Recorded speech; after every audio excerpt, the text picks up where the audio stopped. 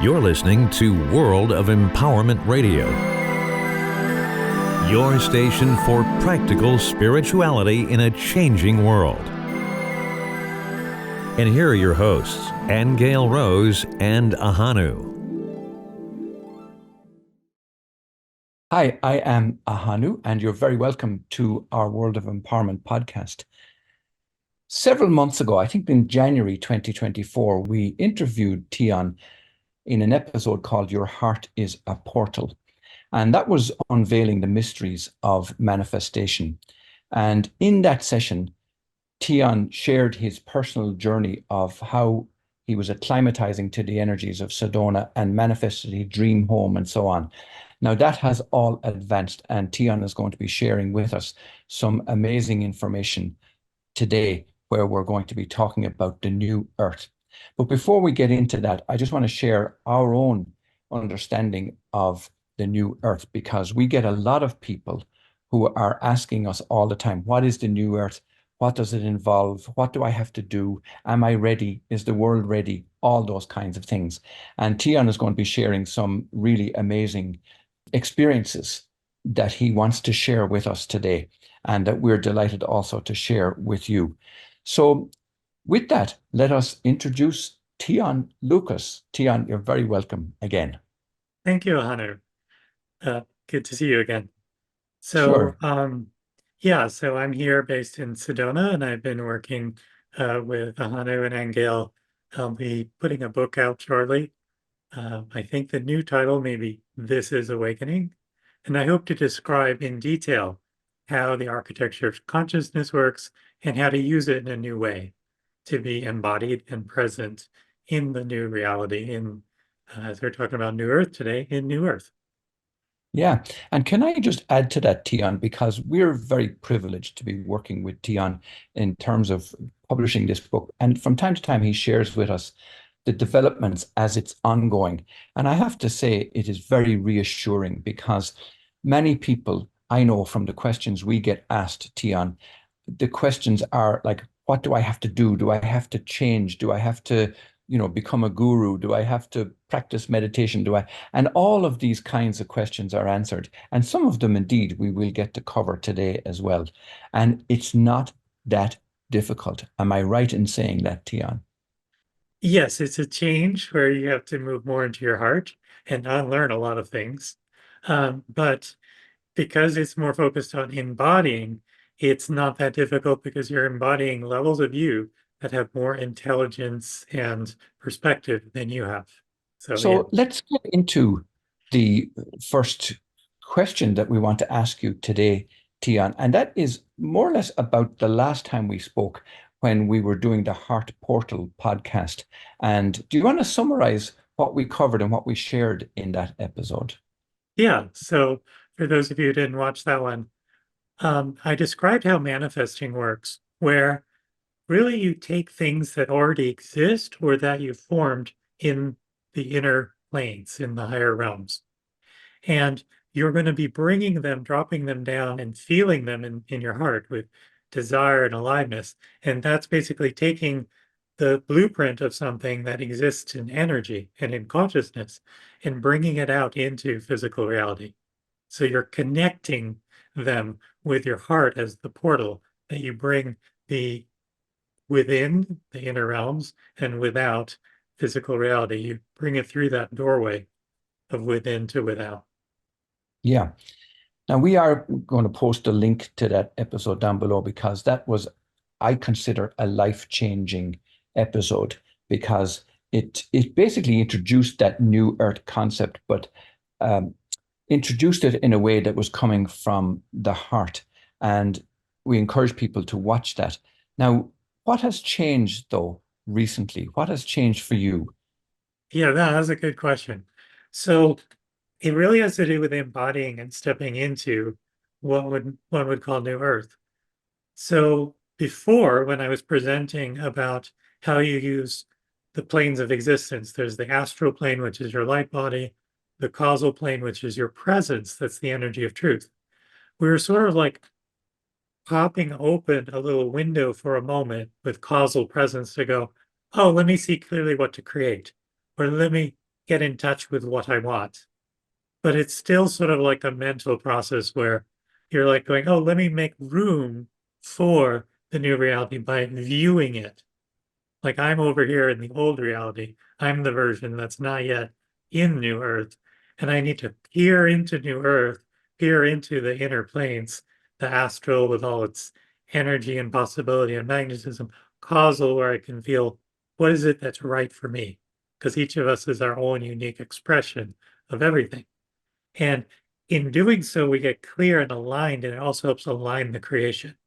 But we're kind of looking at it just like a peek into something for that moment I'm bringing something through, not what's now happening, which is an entire process to move into that world instead of just accessing. Yeah. Now, we understand that, having worked with you consistently over the last long while, what though, in that general description, it sounds like it's a difficult process for people. So can you tell us, like, what's it like experiencing that new reality that you've just described? So actually, it's less work than one might realize.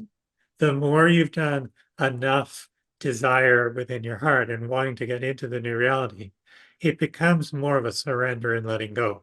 So I didn't know that on Monday I would be moving into New Earth, but I was talking with a friend of mine. We were going to play with energies because I'm meeting more people that want to be in the higher frequencies, right? I was talking with this lady, and we were going to just meet and play with the energies of consciousness and what's possible when it's more fluid. And, you know, my higher self had its own agenda for what this week was. It was Monday, July 8th. And what happened was each chakra, one at a time, went into on its own. Like it just started happening, went into Well, complete stillness. before you describe that, let me just Yes, paint the picture for our yes. viewers and our listeners, Teon, because it was classic. We were in Phoenix in, I don't know, 119-degree heat, and I got this text message that said, from Teon, that said, I've just moved into the new earth. And like, and really, I reacted very positively to that. I thought that was absolutely wonderful, because with all the discussions that we've had with people over the last few years, kind of building up as a crescendo to this time period now, it always was the feeling as if, new Earth were somewhere out there into the future. And here you were declaring, I've just moved into the new Earth now. And that was on Monday. So tell us about that experience. Yes. So on Monday, what happened was it started with the root chakra, and my root chakra went to complete stillness. And then it felt anchored down into the earth very, very strongly. And so I'm just like sitting there, and my friend's sitting there, like, okay, I'm feeling that too. And there's no words for it because there's complete stillness. And then it spent a few minutes on that chakra, and then you could just feel sort of like loosen up. And then it went to the next one, to the sacral chakra. Did the same thing. That one didn't anchor down quite as strongly, but similarly, stillness, equally strong stillness, and a fair degree of rooting down. And then it went to solar plexus, went to the heart, and so on. It went all the way up. When it got to the top of the head, third eye and crown, I could feel like not only was it going into stillness and switching or reworking, but it was like there's all these connections being redone. Like here is my viewpoint in the old reality, and now that has to be put in stillness, moved over to the new reality energy, and then rewired, connected back in. So our bodies are appearing here in layers. There's layers of experience, layers, 7 layers that we materialize into to put our full, spiritual, mental, emotional body online in the physical experience. And I was basically being relocated 1 layer at a time over into the new reality. And is that something that, I mean, the way you described it to me that day, last Monday, was, it seemed to be a very simple process. And can you, like, does one need yogic experience or any kind of spiritual background in order to be able to practice what you've just described there? Um, you don't need a background in it, but I did have to sit in my heart and allow it. I needed to breathe, relax, and allow it. So I had been preparing or wanting or desiring this. So I don't know if the timeline when other people switch is based on how much they've spent time in the higher frequencies, that their cells are and their chakras seem kind of acclimated and ready. They don't have any major blocks to it happening. Because you could use your will and say, no, not yet, right? And I was ready. Yeah. I was inviting it. I was ready to play in those new energies. And the way the universe was giving me that experience was going, here you go. Here's Yeah. the reality in which you can play in the higher, less linear, more fluid experience. So do you believe, Teon, that it is a choice, really? When you said, like, I'm choosing not to block it. So you're effectively making a choice to move into a new earth, as opposed to making a choice to say, no, I want the conflict and I want the politics Yeah, and I want the drama. exactly. We really create our own realities. And there's some orientation to really knowing I want to be in my heart and I want to be in something where everything's taken care of and it's easy. And I focus more on feelings and joy to create. Mhm. That's Yeah. that's a big shift from if I really want to be in my mind and I want to control everything, then I can't necessarily have all my chakras moved into a reality that's heart-based, higher frequency. And let me just go back to where we just started with this when we were talking about the heart-based manifesting, the last interview we did. Yes. So does this new experience change how you manifest now? Yes, it does, because what I had to do, so I'll tell you a little bit more about what happened the following days. It took a lot to integrate this. So moving your reality into a new reality isn't like just one and done in 2 hours, right? Now the rest of my system has to acclimate to operating in that reality. And I would go to work, and then during lunchtime, I had like an hour off or something. I spent all of that pretty much lying down, just being out of it, watching in inner space as things are shifting. And that happened several days in a row because everything in my experience has to get rewired or remapped over to this new reality. So it's kind of like, well, I move myself in there, but I need to move my experiences, my relationships, my connections. Everything has to go into that new format. And it's a lot to move, Yes. to Yes. reshape. And when you say move into a new reality, like, is there any sense of loss? Now, it's a leading question in the sense that, do you feel that, oh, I should have stayed in the old reality, or, what about my possessions and what about my family? And do you know what I'm asking you? Um, I did not notice any loss because it was additive, right? You're going to a new frequency. It's just a different lens and a way to flow through life, Okay, gotcha. right? So Yeah. now the difference might be that there could be loss. In my case, I have a fairly simple, not too many friends, not too many connections life already, because I'm ready to surround myself with people that want to be in a new reality, Mhm. right? So if you've already prepared that, but like with any other spiritual awakening, if it's a significant awakening or change, you may feel like a different version of you, and there can be a lot for others to Yes. acclimate to, wait, you're just not the same anymore. But that's no Yes. different than an awakening experience. Yeah, because we've had many people report to us when they do make this choice, they report that, oh, I'm not on the same wavelength as my family anymore, and I've some other friends have just walked away from me. And now that's the way I was asking you about, do you feel that sense of loss? But in some ways, I guess it's not loss. It's just that, like you said, it's a different experience, an experience that you are wanting to imbibe in a new higher frequency.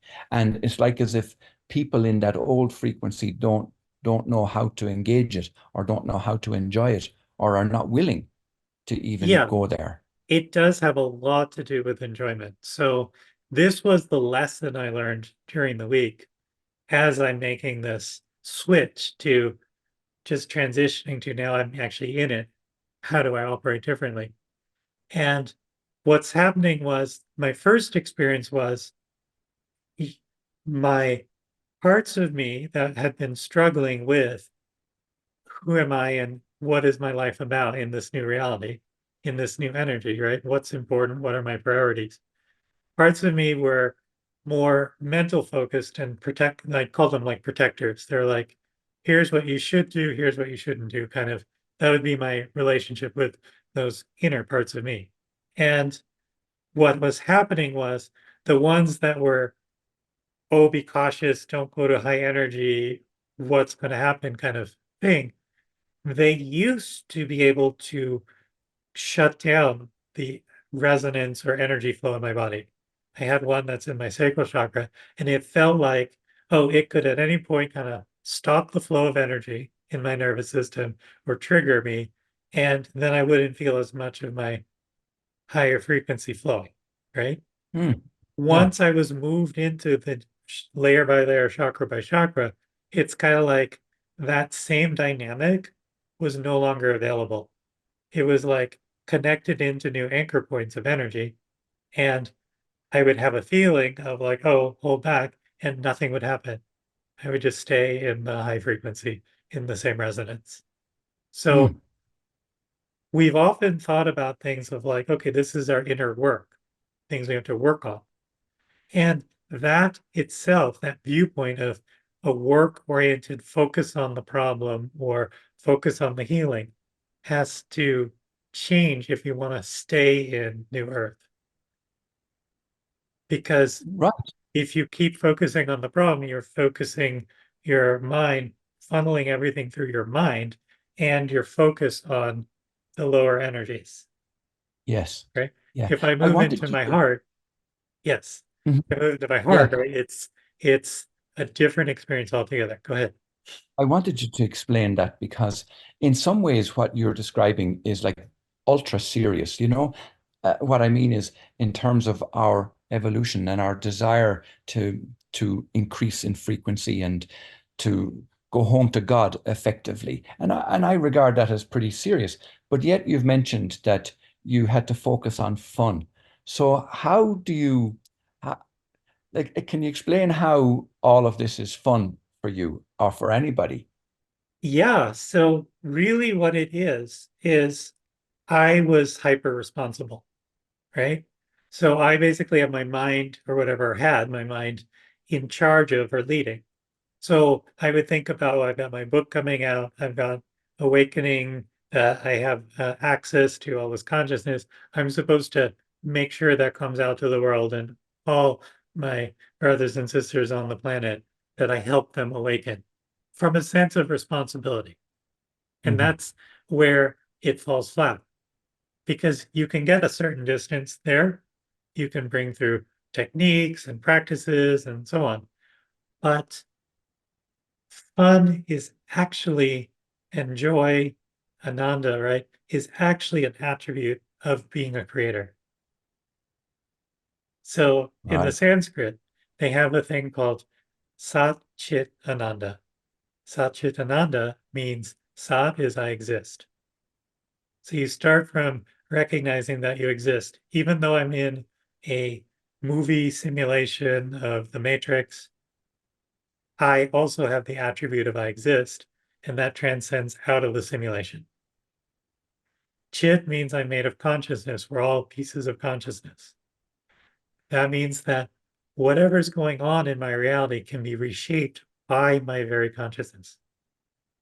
I can know things because I'm made of consciousness. Consciousness feels everything, so therefore knows everything, because it's literally feeling everything going on simultaneously all at once, and reshapes things because it's fluid, and my intention and my thoughts change what shape I have in consciousness, which is why focus is so important on joy, because Ananda, that last one, is eternal joy.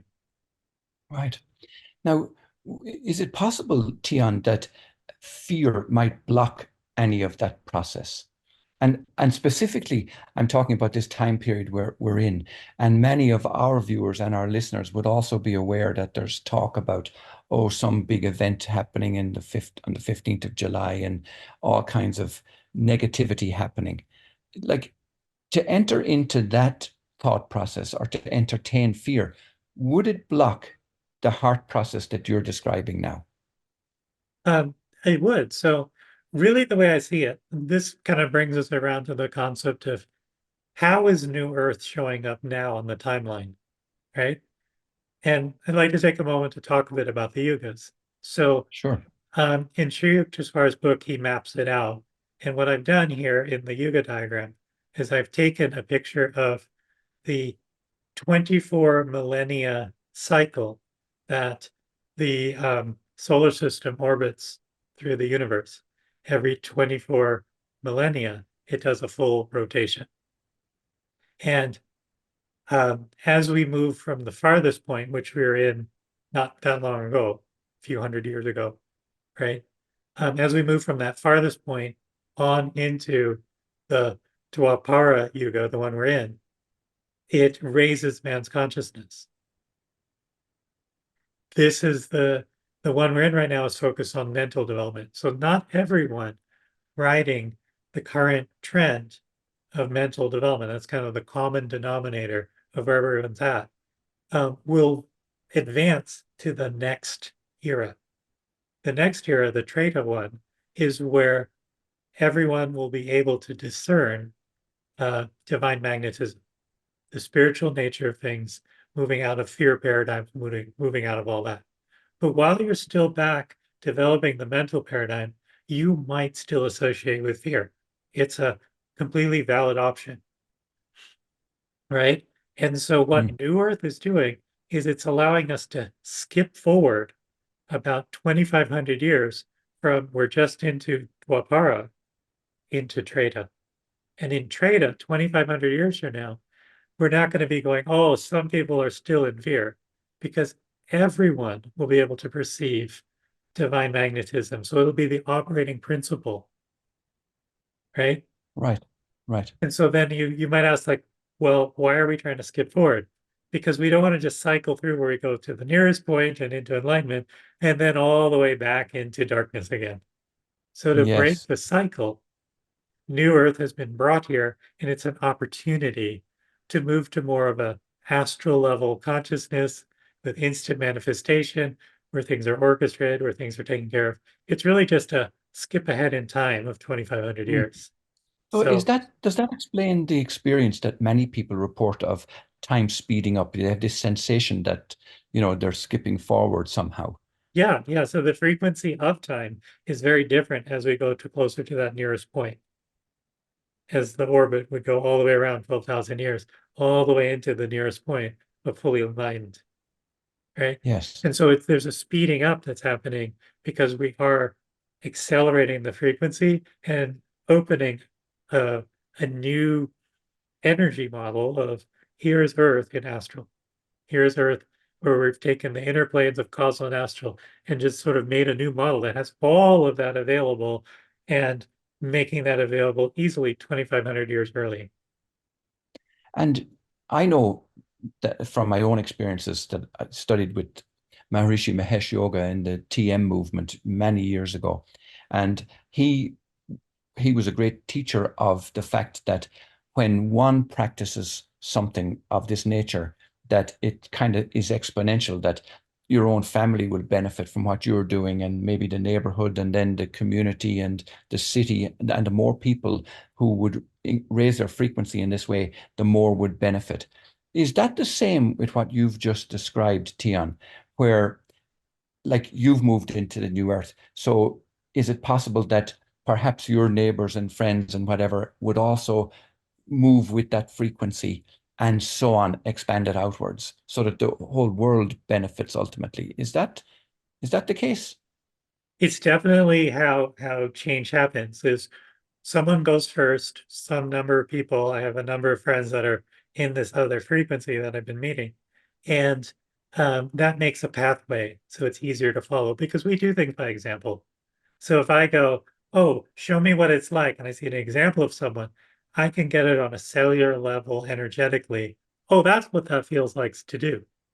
But if no one Mhm. has ever done that before, if it's not an idea that, oh, we have electricity and we have mobile phones and, there's spiritual awake people, if we go back to when that wasn't a concept, it would be very shocking, rare, or hard to believe if someone showed up from the future 1,000 years ago with a mobile phone saying, I'm spiritually awake. Just think Yeah, about it, right? So the fact that yeah, it's normal and that we have things that help us understand what it is makes it an option. In terms of benefit to all, I'm starting to see that reality is a customizable framework. Means each one of us get to tailor our focus, what it means, and what's important to us to our own, soul essence or preference, how we want to live our life. So I'm not saying, oh, I expect everyone, or even it makes sense that everyone should suddenly be trying to jump 2,500 years ahead, right? There's many yeah, that may have come here and want to experience just what it's like going through life, doing Dwapara Yuga development of mental capabilities. There's yes, nothing wrong with that. We learn things in layers and you know, in a yeah, spiral, an upward spiral of things. yes, So, yes. so if people want to move into a new frequency, it's now more available and there'll be more examples. And the more people that go, the less effort it'll take, the more natural it'll be, the less turbulent or disruptive it'll be. Beautiful. Now, I have a question, and it's in connection with the yoga map that you have there. And you know how we, well, especially lately in the last number of years, we've been more exposed to the idea that we're not alone in the universe, that there's multiple or perhaps endless, who knows, other beings visiting and all of that kind of thing going back through the millennia. Now, my own feeling about all of that is, well, of course, if you watch programs on TV, not that we do a lot, but the likes of Ancient Aliens and so on, and they never arrive at any conclusion about whether aliens have been to Earth in the past.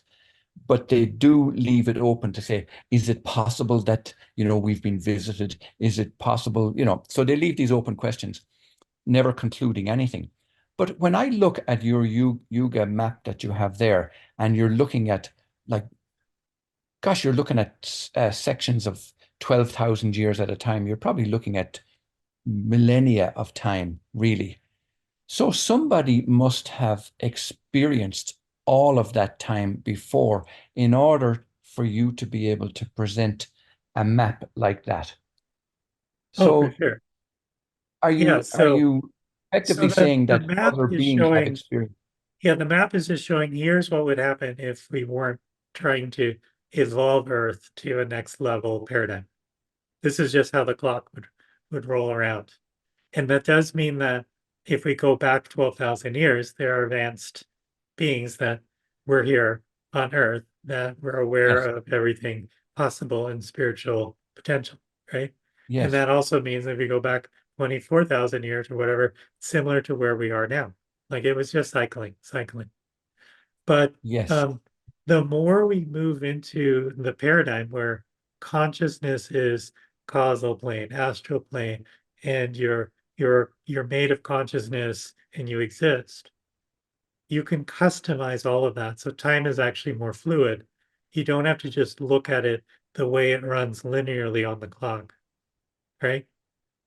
I'm made of uh, chakras. I'm made of koshas, the different layers that make up the dense matter around the atom.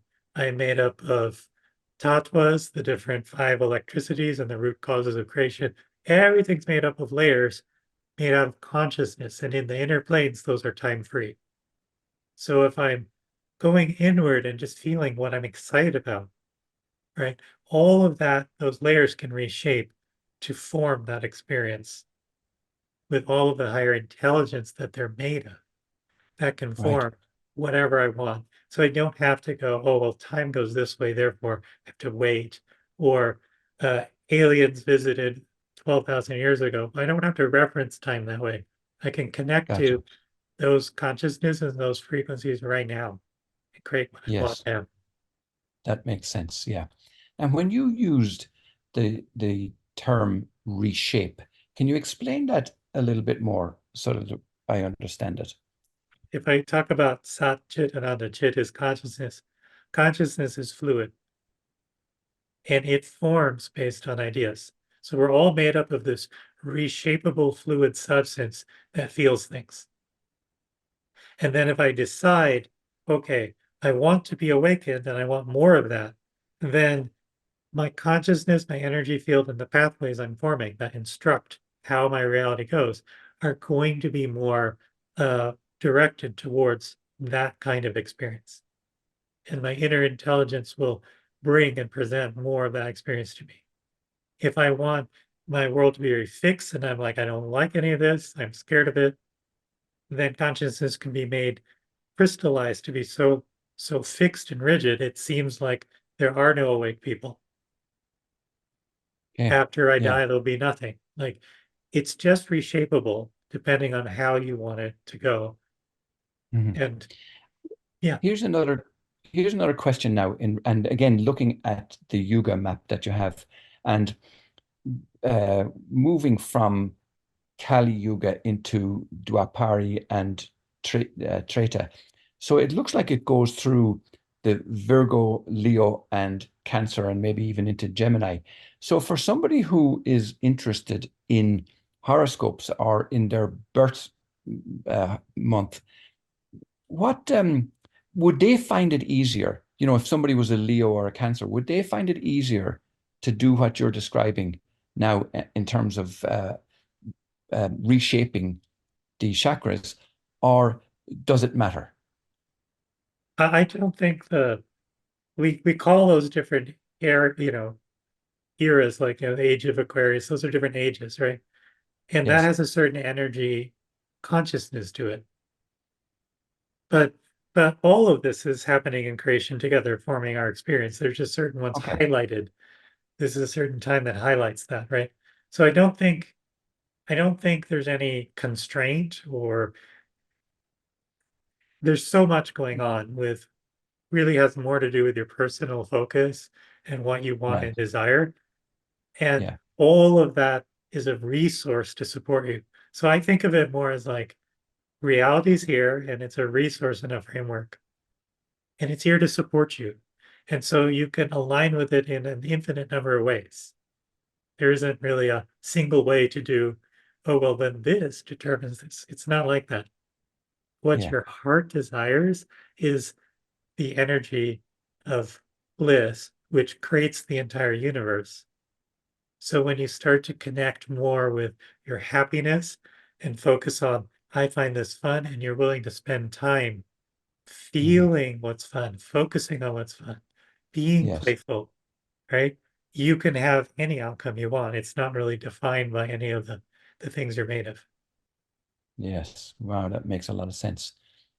Now, I spoke about fear earlier, Teon, and I'm asking these kinds of questions because also they're the kinds of questions that people ask us, and they do need answers to these kinds of fear-based questions, especially on the 3D world when we hear of potential World War III and escalation of violence and so on. So on that level, now I know I'm backtracking here and we're not talking about fun right now, but for somebody who is wondering about how, like, the fear-based experiences that they're having, how do they stop that? Like, is there something that they can do? Or how do they know that they have, or that they are moving into the uh, the next dimension, the new Earth? How do they know that? Will they see it on the news that, oh, such and such a war was averted, and No, do you understand my see, question? I know it's see, if you look at it this way, there's 7 billion people on the planet, mhm, or 8 billion, something like that. Of the 8 billion, the majority of them may take 2,500 years to move out of that fear paradigm, Okay. right? So what Yes. we do is we just recognize that's what's happening. That's how the school of Earth is playing out in its current trajectory. Now, maybe 100 million will go, I want to go into New Earth, and they will start showing new possibilities. And anyone who's inspired will start to surround themselves with friends and connections to move more into that. You do that by who do you surround yourself with? What's important to you? How do you organize and shape your life? What Yes. what calls you each day? How much time do you spend soaking in fun versus worrying and watching the news? Yeah, Yes. it's perfectly okay that it takes 2,500 years to get there. There's no judgment. Gotcha. Yeah. No, I'm glad you answered that question. And I'm glad I asked it actually, because I do know that it can be difficult to explain that. And you explained it so succinctly and so beautifully. And would I be right in saying that part of that feeling and part of that heart experience is where everything flows much easier? You mentioned flow earlier on. And let me give an example from our own experiences. We're moving house right now at the moment, and we're finding that everything about it is just flowing so effortlessly. There's no difficulties at all. There's no negatives attached to it. And I'm feeling that this is kind of a meant to be idea. Does that flow with what you're describing also? Yeah. Synchronicities, coincidences, Yes, yeah, exactly. opportunity. Exactly. And so as you're moving more into this new paradigm, flow is super important because what you're saying is I'll focus on my own happiness. I'll allow my energy to charge up and vibrate at a higher frequency. And that itself will draw to it the synchronicities and flow. So Right. it's a redirection to, am I keeping my container full? Am I having fun? Am I being playful? And then everything just happens automatically. Yeah, that's certainly our experience, and clearly your experience as well. Okay. So Yeah. is there anything you want to add that would help people? I mean, I know people will want to get in touch with you, Teon, and will want to learn more about what you've experienced as well. So is there anything that we need to know? So I do have, for those who really want to get into New Earth or higher frequency consciousness, um, I do have a mastermind group, Sedona Multidimensionals on Meetup, and we play with these consciousnesses weekly. Um, and then other than that, my book will come out after I have enough time having fun and enjoying these new energies. I'll let that inspire the completion of the book. Great. Okay. Well, we'll put the link up to the Sedona Mastermind, of which we participate ourselves, which is absolutely wonderful, and also the book also when it comes out.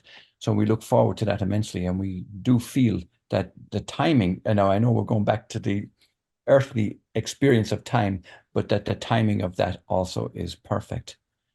Great. Okay. Yes. Well, Teon, it's been a pleasure as always, and we will share these links, and we look forward to our continuing experience of the mastermind every month, even though we're moving to Prescott, but nonetheless, we're not a million miles away. So we Excellent. look forward to that. Great. Teon, it's been a pleasure. Thank you so much. You have been listening to Aingeal Rose and Ahonu on World of Empowerment Radio, your station for practical spirituality in a changing world.